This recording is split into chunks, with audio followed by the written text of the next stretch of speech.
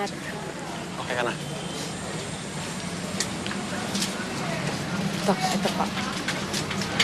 Oh. Javier, salamat at sinama mo kami dito sa medical mission ninyo, ha? Siyempre naman. Kasi baka sa susunod, hindi ka na pwede.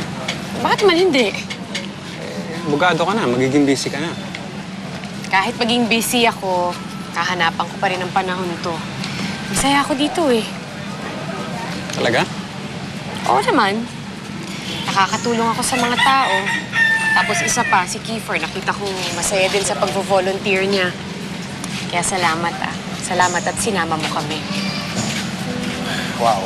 Alam mo, nakakataba ng puso yan sinabi mo. Kasi masaya ako at nakita mo sa akin yan. At least ngayon, mas nakikilala mo na ako. Importante sa akin yan. Bakit naman importante sa'yo mas makilala mo ako? Gusto mo talaga malaman. Itatanong ko ba kung hindi?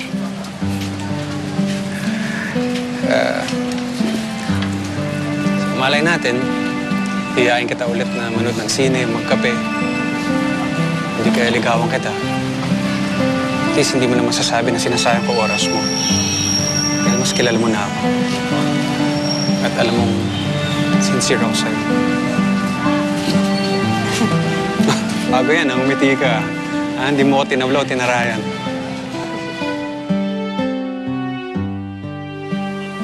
Kanina ka pa tahimik, ah.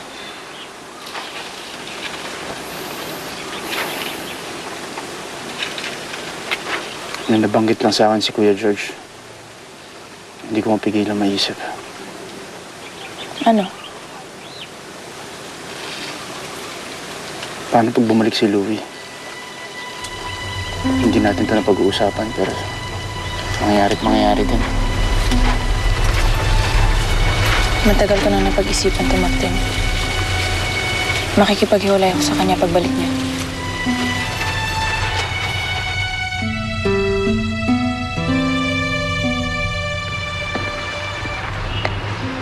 Mara!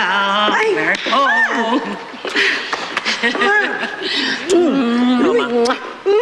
Hindi ko naman alam na uwi kayo ngayon. Kasi ayaw pa sa amin ni Louie. Gusto raw niya na ma-surprise si Graciela.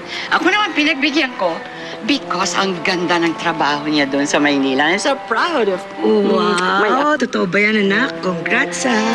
Masya nga pala, nasan si Graciela? Malamang nasa rancho kasama si Martin. Gusto mo patawag ko? Wag na, pupuntahan ko na lang. Graciela. Alam kong pipigilan mo ako. Dahil alam kong ayaw mo ng gulo. Pero wala nang silbi para maging kami. Ikaw na ang mahal ko.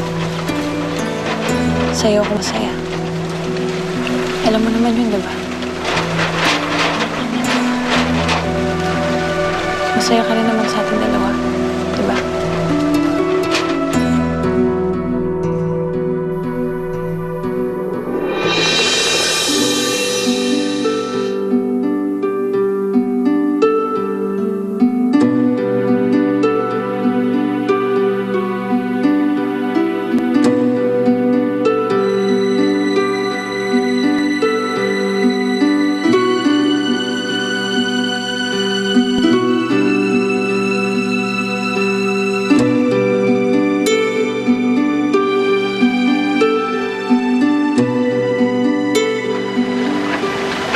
I love you, Martin.